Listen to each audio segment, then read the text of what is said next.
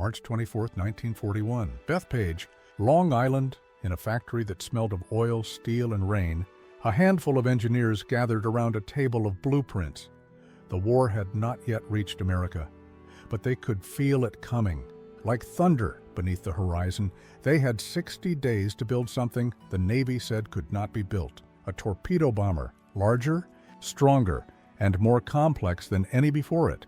What they designed would change the shape of war and outlast the men who drew its lines. The silence before the stormy factory floor at Grumman Aircraft Engineering Corporation hummed like a living thing. Rows of fuselage frames gleamed under sodium lamps. Rivet guns barked in rhythm, echoing across the cavernous hall. The workers moved with quiet purpose, a strange calm, as if everyone knew they stood on the edge of something vast. Robert L. Hall, chief engineer, leaned over a drawing table cluttered with slide rules and coffee-stained paper. He was a man of precision. Every line on his design told a story of compromise between dreams and physics. He had built racers before the war, planes that tore through clouds like bullets. But this was different. This one had to survive. Outside, the United States still spoke of peace. But in the Atlantic, merchant ships were already vanishing beneath the waves.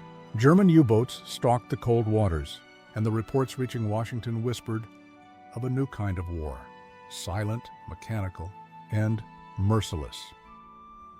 The Bureau of Aeronautics had sent its challenge to the major aircraft firms: design a torpedo bomber that could carry a heavier load, fly farther, and take more punishment than the aging TBD Devastator, the plane that already felt obsolete before the first shot at Pearl Harbor. Many thought the demand was impossible. Grumman did not.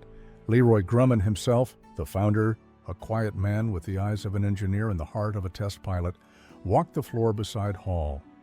He spoke softly, almost to himself. If they want impossible, we'll give them Grumman steel. It was a phrase that would outlive him. The design that would become the XTBF-1, later known to history as the Avenger, began as a gamble. The Navy wanted folding wings to fit more planes below deck.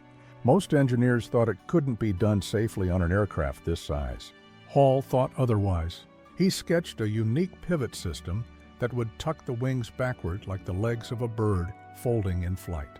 It was bold, elegant, and dangerous. Some called it over-engineered. Others called it genius, and as war clouds thickened, genius was the only currency that mattered. The prototype took shape slowly: ribs, stringers, bulkheads, each one handmade. Workers nicknamed it the Turkey for its bulky frame and awkward grace. The engine, a Wright R2608 Cyclone, rumbled like a beast even before the wings were on. It was meant to carry a 2,000-pound torpedo or 4 500-pound bombs, a load no American torpedo plane had ever lifted. On test days, the air smelled of fuel and sea salt. Navy officers stood at a distance, clipboards in hand, skeptical eyes watching as Hall's team tested the folding wings again and again. The steel hinges shrieked, the locking bolts snapped shut, and the wings folded. Perfectly, Hall exhaled. A few men cheered softly. They knew they had crossed a line, from theory to something alive.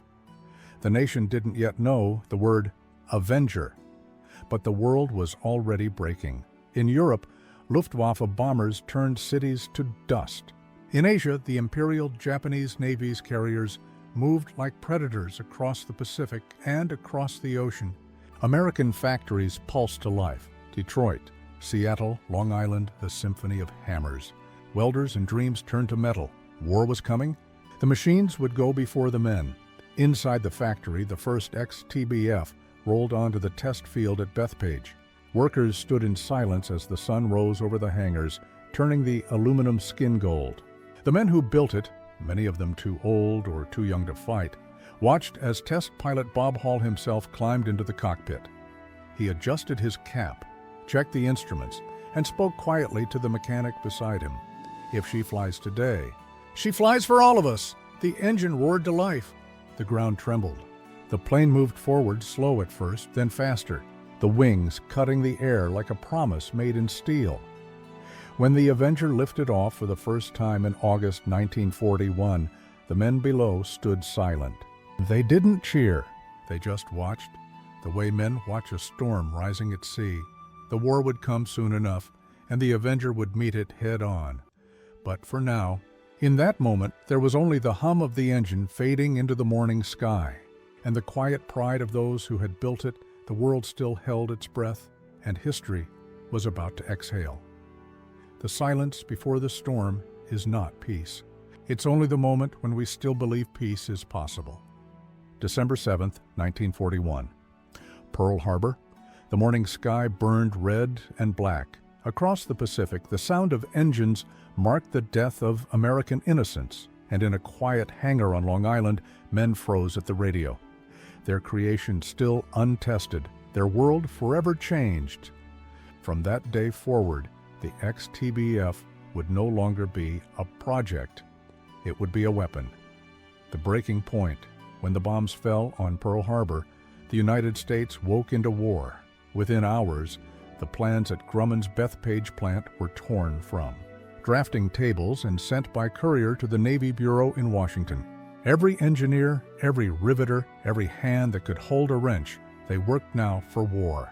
The ex-TBF prototype, still gleaming and barely flown, was rushed through evaluation. It was no longer a matter of perfection. It was a matter of necessity. The Navy needed a new torpedo bomber, fast, one that could replace the Douglas TBD Devastator, a plane that had already shown its limits. The Avenger's size had made admirals nervous, too heavy, too complex, too ambitious. But after Pearl Harbor, complexity no longer frightened them. Vulnerability did. By June 1942, 6 production Avengers were loaded aboard the carrier USS Hornet. They were to make their combat debut during the Battle of Midway, a turning point in the Pacific War. The pilots were young, some barely trained on the aircraft they were about to take into battle. They launched from the deck into a sky already filled with smoke and rising flame. 5 of the 6 were lost. The 6th limped home, bullet holes tracing the length of its fuselage. The gunner dead, the pilot wounded. The plane barely held together. To many, it looked like failure.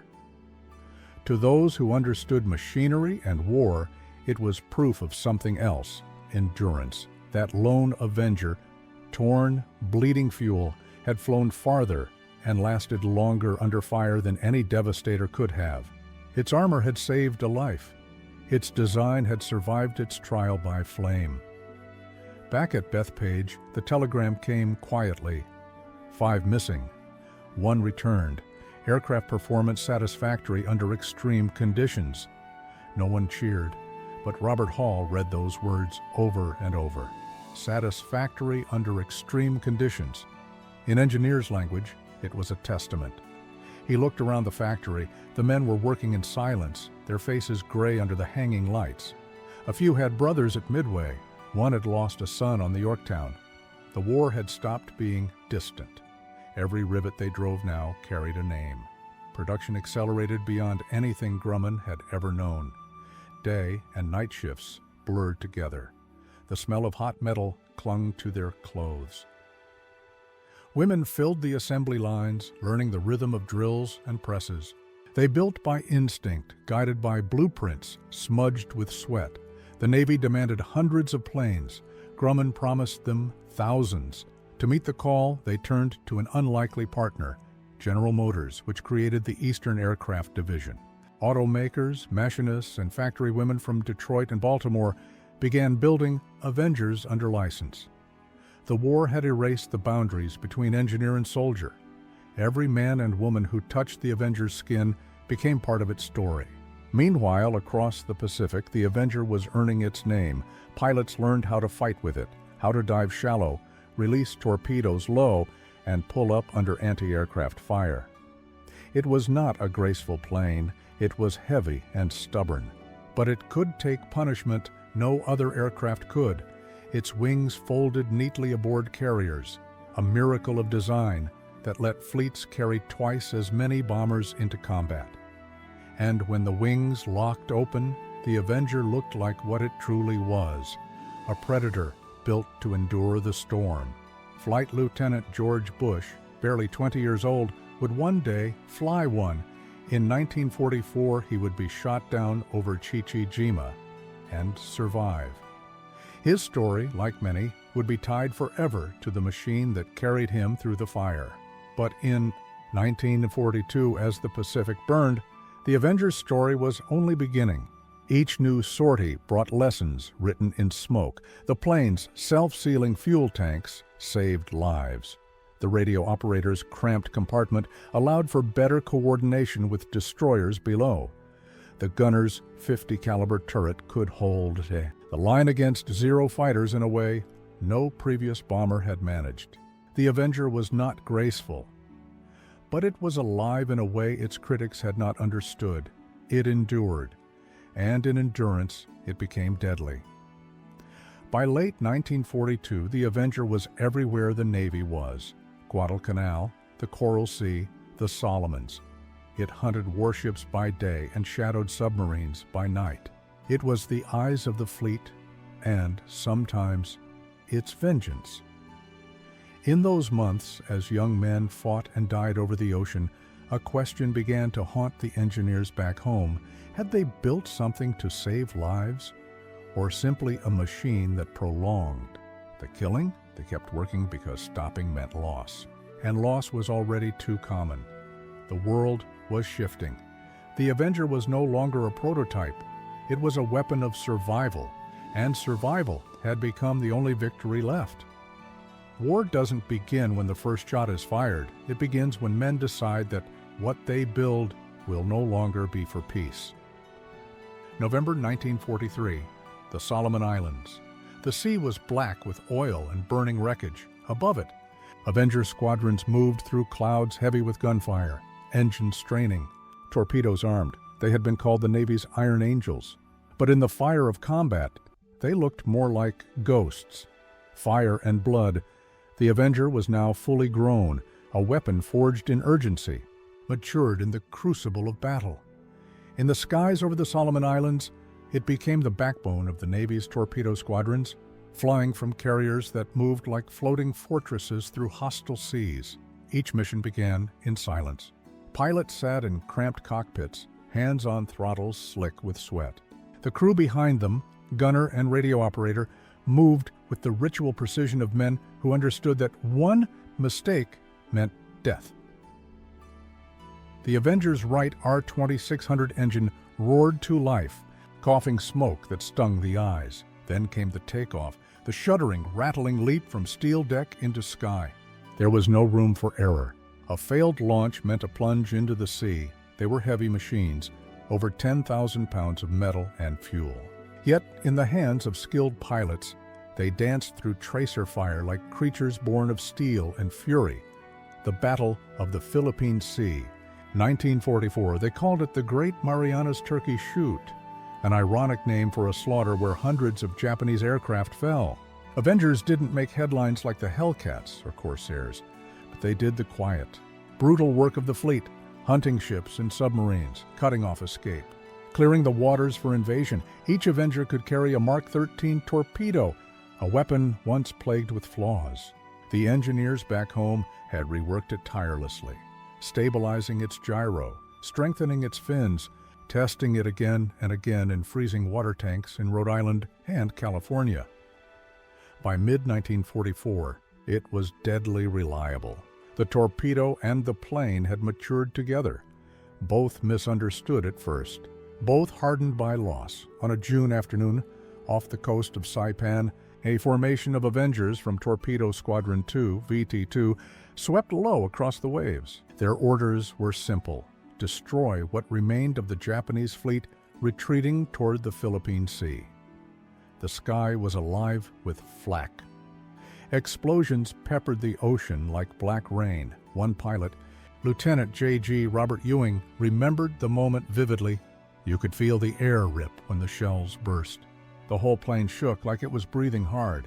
But the Avenger just kept going. She didn't quit. None of us did. They dropped low, 150 feet above the surface.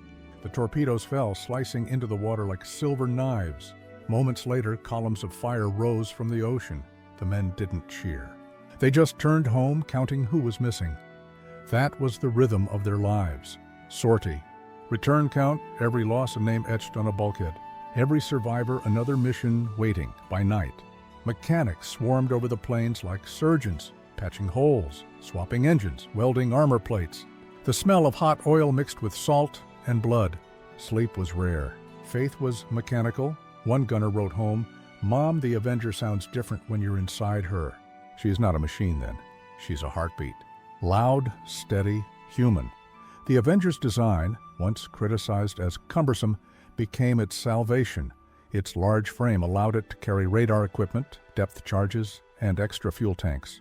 It could stay airborne for hours, outlasting fighters, searching for convoys that moved like shadows across the Pacific.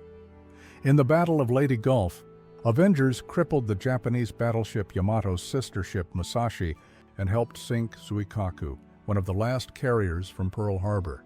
They had turned the tide not with elegance but with persistence. The Navy's doctrine was changing before their eyes. Air power was now the spear of the fleet. The Avenger, slow, heavy, unglamorous, was the spearhead. Yet victory never felt like triumph. Even after missions ended, the men could still hear the echo of explosions in their sleep. The smell of burning oil lingered on their clothes. The sea seemed alive with ghosts. Many would never speak of what they saw. Those who did would describe a world where courage was measured not by glory, but by the will to return to the sky one more time. Back in America, newspapers printed headlines of success. Factories cheered. But in Bethpage, Robert Hall and his engineers felt something different, a hollow pride. They read reports of every battle their creation fought in. Each one ended the same way. Mission accomplished, casualties sustained. Hall would later write in his notes, quietly, almost to himself, "We built her to endure. I only wish men did not have to." By late 1944, the Avenger had become a symbol, not of speed or brilliance, but of reliability in the face of chaos. It had outlived its critics. It had outflown its rivals, and it had absorbed more fire than any plane of its kind should have survived. But the war was not done. The sea still demanded its price. In the end, the machines endure. The men only hope to. March 1945, off the coast of Okinawa. The sea was gray with mist and smoke. Avenger squadrons circled above the fleet, their wings scarred and patched from months of fighting. Below them, the sky began to light with something new, a weapon the world had never seen before. The pilots didn't know its name then, but soon they would learn the word, kamikaze. The fall of the Pacific War was entering its final act, and it was darker, harder, more desperate than anything before it. The Avenger, once the vanguard of naval power, now flew in skies where death came from every direction. In the spring of 1945, the Battle of Okinawa began, the largest amphibious assault of the Pacific theater. Avengers patrolled day and night, striking enemy ships, submarines, and coastal defenses. They flew through storms of anti-aircraft fire and through waves of suicide planes that dove straight from the sun. Each mission blurred into the next. Each flight was survival by inches. The Japanese, cornered and desperate, unleashed their final weapon, kamikaze attacks. Young men barely trained, flying aircraft packed with explosives, guided by nothing but resolve and inevitability. The Avenger crews saw them coming, small dots in the sky, diving faster than reason allowed. They fired their turrets, shouted warnings into radios, sometimes too late. Ships burned, men screamed, and the Avenger's pilots could only circle helplessly, watching comrades vanish beneath columns of smoke. It was no longer strategy or technology.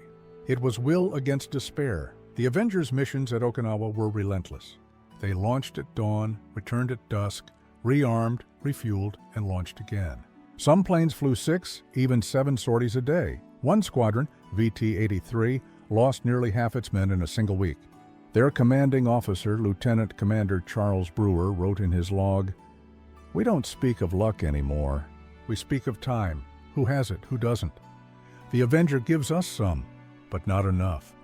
Inside the cockpit, the war was personal and suffocating. The Avenger's engine droned like a heartbeat. The smell of sweat and fuel filled the air. Every vibration through the stick was a reminder of fragility. Gunners watched the horizon constantly, scanning for enemy fighters that could appear without warning. Radio operators listened to static, sometimes the faint voice of a friend calling for help, sometimes just silence. The silence was always worse. One afternoon, near Kadena, an Avenger from VT-84 was hit to her. Flak tore through its right wing. Smoke filled the cockpit. The pilot, Ensign Harold James, fought to keep it level, shouting for his crew to bail out. The gunner was already gone, his turret blown apart. The radio operator managed to climb out onto the wing, parachute tangled, burning. He didn't make it. James held the plane steady long enough to clear the formation, then pulled the release. The Avenger glided downward, a wounded bird over a sea of fire. It hit the water and vanished. Later, the rescue teams found only debris and a nameplate. Back at Bethpage, Robert Hall received a cable marked "Confidential." It listed losses from recent operations. He read the names in silence. Some he recognized from letters, young pilots who had written to thank him for building the machine that carried them home. He folded the paper and placed it in a drawer. He didn't open it again. The factories no longer sang with optimism. They worked in exhaustion. Women who had built thousands of Avengers now lined up for casualty reports. The walls of the plant were covered in photographs. Sons, brothers, husbands gone somewhere into the Pacific. Yet still, they built, because that was the only answer they had left to the question of loss. In the skies, the Avenger began to change its role. It became a hunter of ghosts, submarines, convoys, stragglers. The TBF-1D, equipped with ASB radar, scanned the dark ocean for shapes moving beneath. It was technology born of desperation, a way to fight enemies unseen, to keep convoys safe from the silent predators below. The crews who flew those missions called themselves the Night Watchers. They spoke softly, rarely smiled, and carried their ghosts quietly. By the summer of 1945, the war was ending, but not peacefully. Each day brought new reports: kamikaze strikes, sinkings, loss. And then Hiroshima, Nagasaki, the sky itself had turned into a weapon. The Avenger, once the hammer of the Navy, now seemed small, a relic of a world that still believed in human pilots, in the limits of courage and the price of endurance. The war had outgrown even the machines built to fight it. When the surrender finally came, on September 2, 1945, the Avenger squadrons returned home. Their decks were quiet. Their hangars smelled of salt, oil, and absence. The war was over. But the men were not free from it. Robert Hall stood on the tarmac at Bethpage, watching the returning planes land. They came in slowly, like tired birds. The pilots climbed out, thinner, older, eyes empty. He said nothing. He only touched the fuselage of one returning Avenger and whispered, "You brought them home." That's all I ever asked. Every war ends with silence, but not all silences are peace. Autumn, 1945. The hangars at Bethpage were quiet now. The smell of oil still hung in the air, but the machines had stopped singing. The Avenger had done its duty, across oceans, through fire, through loss. Now it waited in the shadows of peace, a machine without a war. The war was over. The factories were silent, but for those who had built, flown, or fixed the Avenger, peace felt unfamiliar, like a sky too quiet, an ocean too still. Thousands of planes sat idle on airfields from Guam to Florida. Rows of Avengers, once alive with motion, now slept under canvas covers, engines cooling for the last time. Their wings were folded, as if in prayer. In the Pacific, the sea itself seemed tired. Wreckage still floated, splintered masts, oil drums, fragments of a world that had burned too long for many airmen. Coming home meant learning to breathe again. They had lived inside the roar of engines, inside fear and focus. Now there was only silence. Some went back to farms, some to factories. Some couldn't sleep without the vibration of propellers in their bones. In Long Island, the engineers of Grumman walked through empty workshops. The machines that had once built 300 Avengers a month now gathered dust. Robert Hall stayed late most nights, sorting through design notes and letters from pilots. He would stop sometimes, staring at the photographs pinned above his desk, test flights, factory workers, young men in flight suits, most of them gone. He had given the Navy a masterpiece of endurance. But now endurance meant something else, the slow, difficult work of living afterward. The Avenger did not fade away, though it adapted. Like the men who flew it, some were refitted for anti-submarine patrols. Their torpedo bays replaced with radar pods and depth charges. The new version, the TBM-3S, became the watchman of the Cold War seas, flying from small carriers and coastal bases. Scanning the dark for Soviet submarines, others became firefighting aircraft, dropping water instead of bombs, their bellies still opened. But now the payload saved forests instead of ships. There was something poetic in that, the machine that once brought destruction, now fighting against it. Yet for many veterans, the machine never truly let them go. They wrote to Grumman engineers, describing how the Avenger had saved them and how it haunted them. One letter, from a former radio operator in Torpedo Squadron 4, read, "I can still hear her engine when it rains. That sound used to mean we'd made it home. Now it just means I remember." Hall kept that letter in his briefcase until the day he retired. In museums, the Avenger was already becoming a relic. Visitors would walk past its wide wings and wonder how something so heavy could ever fly. Children pointed at the turret. Fathers explained what it once meant, a world where machines like this decided the fate of oceans. But to those who had been there, it wasn't nostalgia. It was recognition. The Avenger wasn't just a machine. It was a vessel for memory, both the kind men were proud of and the kind they could never speak about. The 1940s turned into the 1950s. The world moved on. Jet engines, nuclear weapons, new wars. The Avenger, slow and stubborn, seemed ancient. Yet in coastal skies, she kept flying, through rain, through fog, through decades of quiet service. In that persistence, she became something more than a warplane. She became a reminder of a time when victory came not from speed or brilliance, but from endurance, from the hands that built her, the crews that trusted her, and the countless who never came home. At Bethpage, the last Avenger rolled out of the hangar in 1945. The workers gathered, just as they had 4 years earlier when the first prototype took flight. But now, there was no cheering, only applause, slow, soft, fading quickly. Leroy Grumman stood among them, hands in his pockets, watching the final plane taxi away. He was older now, his hair silver. His voice, when he finally spoke, carried the weight of every machine and man that had passed through his factory. "We didn't just build airplanes," he said quietly. "We built promises, and we kept them." That night, the lights of the factory went out for the first time in 5 years. Outside, the sky was clear. No searchlights, no smoke, only stars. In the silence, one could almost hear the echo of the Avenger's engine, distant, patient, fading into memory. Peace is not the end of war, it is the place where memory begins. 1953, Washington, D.C. In a government archive beneath the Capitol, a stack of files was marked for declassification. Inside, after-action reports, test data, letters, and one engineer's quiet confession. For the men who built and flew the Avenger, this was not history. It was the reckoning they had always known would come.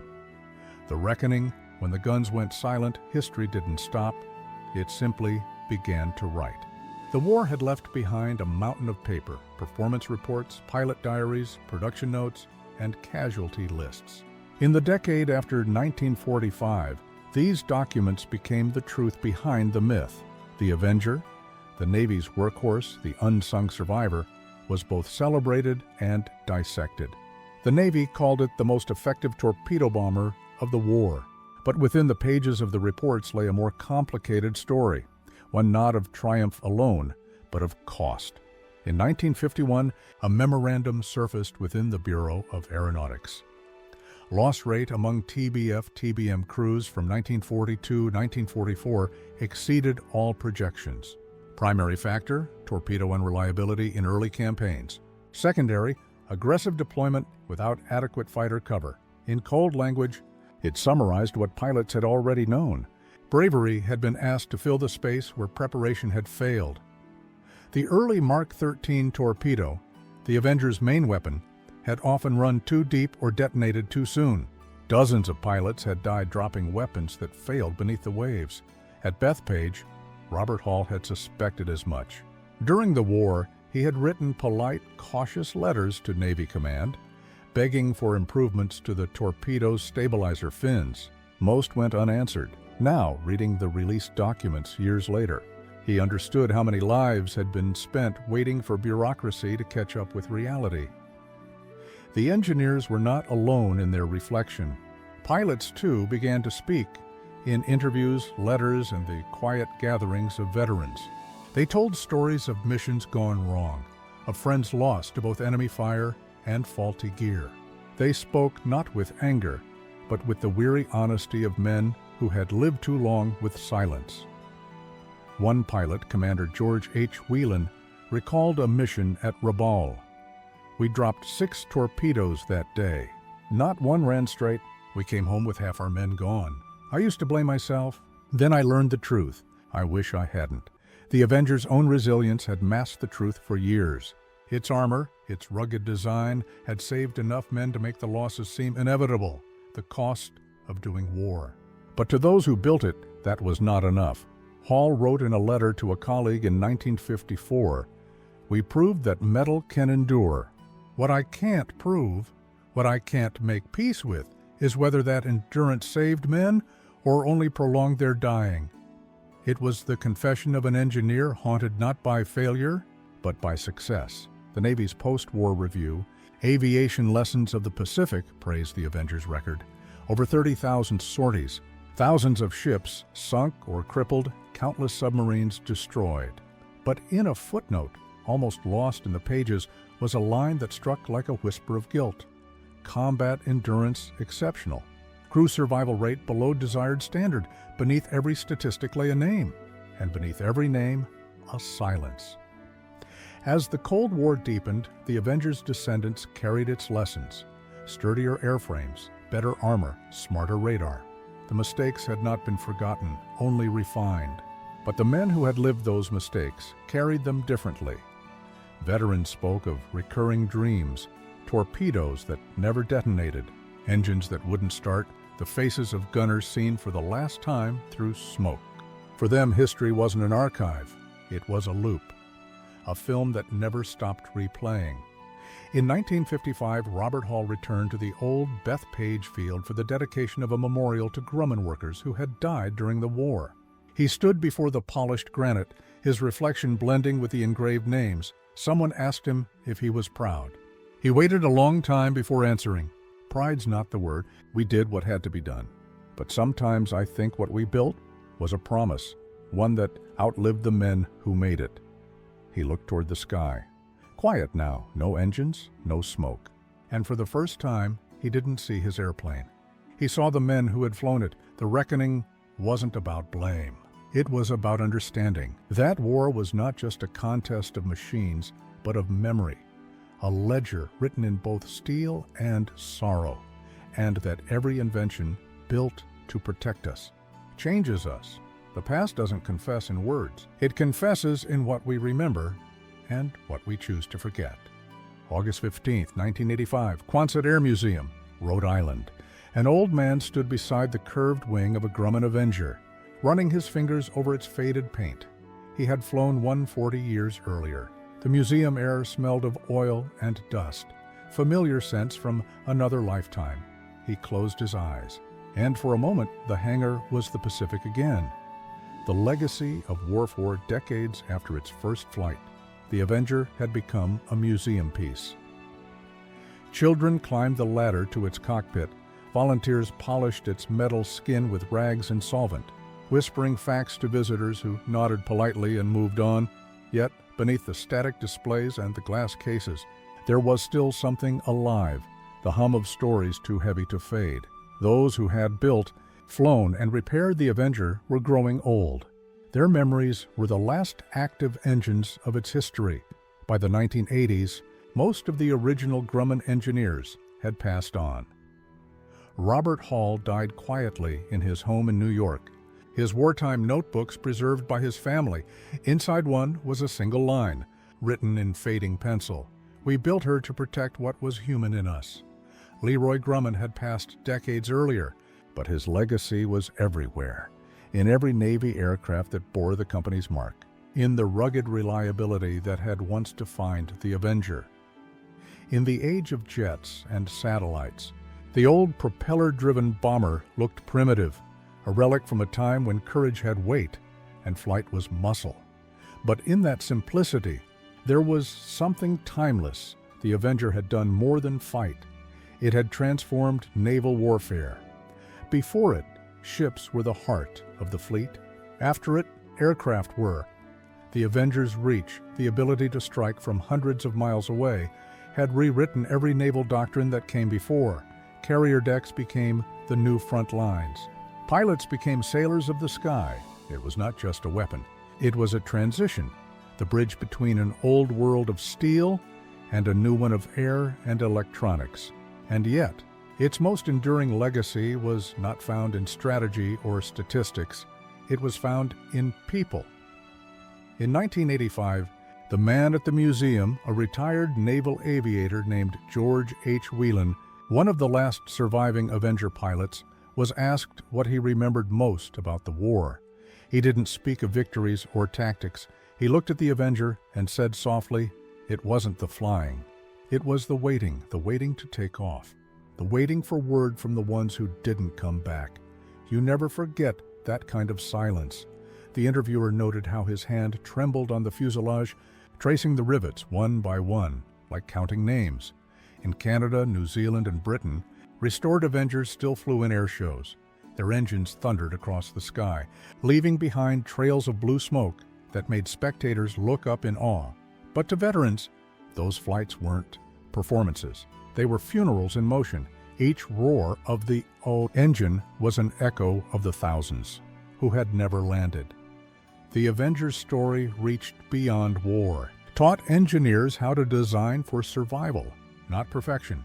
It taught leaders how to measure victory not in ships sunk, but in lives saved, and it taught a generation that the cost of progress is often written in grief. In 2003, an Avenger was recovered from the sea near the Solomon Islands, perfectly preserved under coral. Inside, the cockpit still held a flight jacket, a rusted radio, a single, unmailed letter. It was addressed simply, "To my father from the Pacific." That letter was never sent, but when the wreck was raised, thousands came to see it. Some wept, some saluted, and in that quiet crowd, the line between past and present disappeared. History doesn't vanish. It waits, in hangars, in archives, in the memories of those who still remember the sound of the engine that once carried them through fire. The Avenger was not the fastest, or the most beautiful, or even the most loved, but it was faithful, a machine that endured longer than those who doubted it, a creation born of fear and duty that became a symbol of resilience itself. And in that endurance lies its legacy. Today, a handful of Avengers still fly, slow, heavy, and magnificent against the sky. Their wings fold as they always did, with the same mechanical grace Robert Hall once imagined on paper in 1941. When they rise, it feels as if a piece of the 20th century rises with them, a time when courage was made of aluminum and hope was measured in miles per hour. In the museums, the plaques will tell you that the Avenger sank more enemy ships than any other American aircraft of the war. They'll tell you about the radar, the torpedoes, the battles, but what they can't tell you is the sound, that deep, trembling hum that lived inside the hearts of those who heard it. That sound was more than an engine. It was a memory of men who built and believed, fought and fell, dreamed and returned. War doesn't vanish. It changes its shape and waits to be rediscovered.